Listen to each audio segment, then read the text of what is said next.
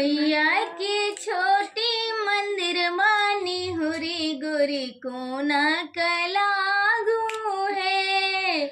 मैया के छोटी मंदिर बानी हुरी गोरी कोना कलागू है। कोना कलागू कोना कलागू कोना कलागू कोना कलागू। मैया तोरी छोटी मंदिर वानी हुरी गोरी कोना कलागू है। मैया तोरी छोटी मंदिर बानी हुरी गोरी कोना कलागू है। पहले मंगई छी माँ सिर के सिंदूर माँ, पहले मंगई छी माँ सिर के सिंदूर माँ। सुनियो सुनियो हमरो अरजिया मैया गोरी कोना कलागू है। सुनियो हमरो अरजिया है मैया गोरी कोना कलागू है। मैया तोरी छोटी मंदिर बानी हुरी गोरी कोना कलागू है। मैया तोरी छोटी मंदिर बानी हुरी गोरी कोना कलागू है। कोना कलागू गोर कोना कलागू। मैया तोरी छोटी मंदिर मानी हुरी गोरी कोना कलागू है। दूसरे मंगई छी मायन धन सोने माँ, दूसरे मंगई छी मायन धन लक्ष्मी। सुनियो सुनियो हमरो अरजिया है मैया गोरी कोना कलागू है। सुनियो हमरो अरजिया नी हुरी गोरी कोना कलागू है।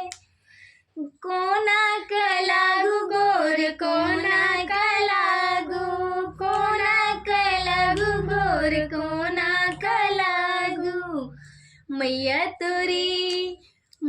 तोरी छोटी मंदिर मानी हुरी गोरी कोना कलागू है। मैया तोरी छोटी मंदिर मानी हुरी गोरी कोना कलागू है।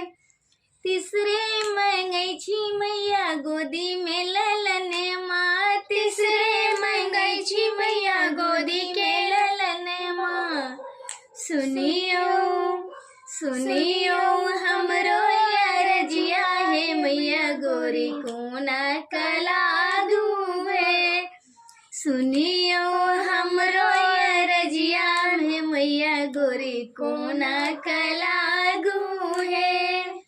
मैया तोरी छोटी मंदिर मानी हुरी गोरी कोना कलागू है।